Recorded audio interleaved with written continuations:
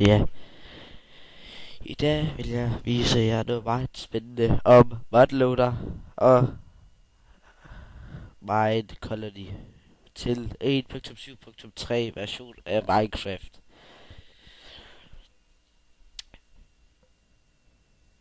Så ja, nu starter vi. Ja, så I downloader til Minecology og modloader til 1.7.3. Link er i beskrivelsen til begge downloads. Først går du ind på minecraftforum.net og trykker download og download igen. I gemmer fil, hvis I vil, eller kører. Så gå ind i modloaderen beta 1.7.3 og trykker download at fly.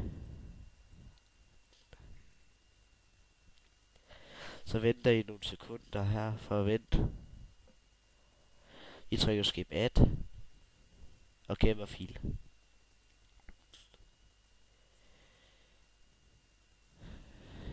Nu har I de to her. Og gå ind på kør og appdata. Procent appdata, procent. .minecraft skal stå øverst og gå ind på bin. Minecraft åbner I med vindere, som jeg også har i beskrivelsen. Jeg åbner modloaderen, fordi der vil vi have ind først. I trækker bare den over sådan. Det gad jeg ikke trække over, fordi jeg havde Minecraft åben. Så gør jeg det bare igen. Men I skal slette beta inf, ellers så vil det ikke virke.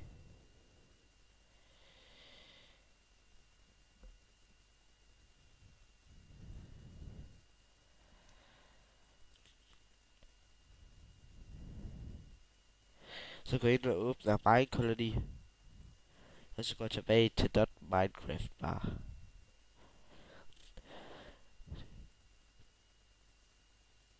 Det I gør er at trykke ind på den der. Der er en masse filer, men I skal kun bruge de tre her.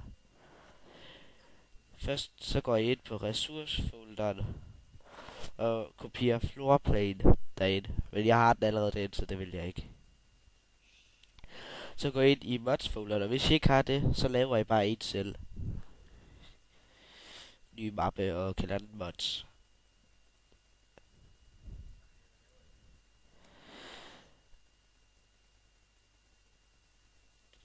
Og trækker alle ind. Først så går jeg bare tilbage til normal og putter Minecraft-folderen derind, sådan. Minecology, så det skulle virke. Så nu skulle du gerne virke, og nu er det en, der ringer til mig så på Steam, så jeg må hellere slutte det her lort.